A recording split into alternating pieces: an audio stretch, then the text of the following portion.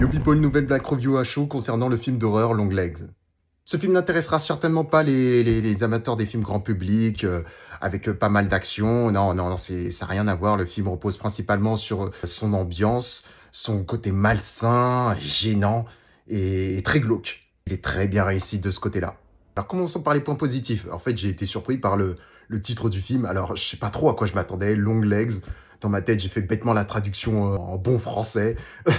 Longue jambe. C'est le nom du tueur, un tueur en série qui utilise des méthodes assez spéciales. Ce film nous introduit directement une séquence qui nous donne un ton, une indication sur ce que ce film va nous proposer. Et c'est une introduction assez brutale. Ça reste une violence, ce film, durant toute la durée du film, c'est plus une violence suggérée. Et ça marche très très bien. Ça fait très plaisir de revoir l'actrice principale, Maika Monroe, il me semble, l'actrice principale du film très célèbre, le film d'horreur It Follows.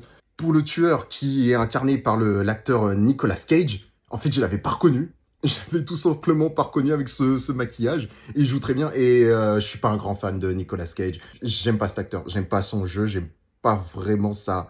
À délit de faciès, j'aime pas sa gueule.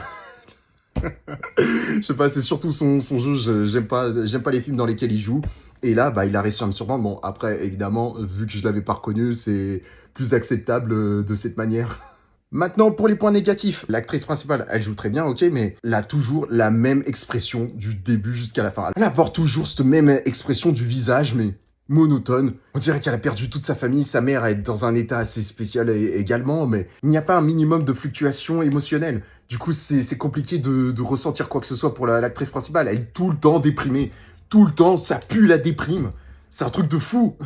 En termes de rythme, c'est un film très posé, qui repose sur son ambiance. Je vous garantis que si vous ne vous mettez pas dans les conditions adéquates, écouteurs, dans le noir total, ça va être compliqué de regarder ce film et d'essayer d'en retirer une quelconque satisfaction. Si vous le regardez dans les mêmes conditions que, je sais pas, une série télé de TF1 à 14h, Mimimati ou Camping Paradis, ça va pas le faire du tout.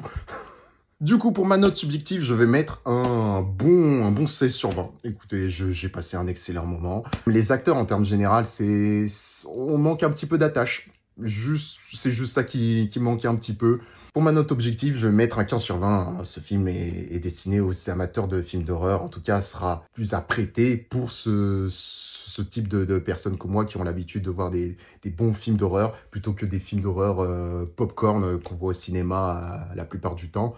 Donc n'hésitez pas à me laisser des commentaires pour me donner votre avis et à vous abonner pour ne rien rater. C'était GDS, on se dit à la prochaine people. Tchuss.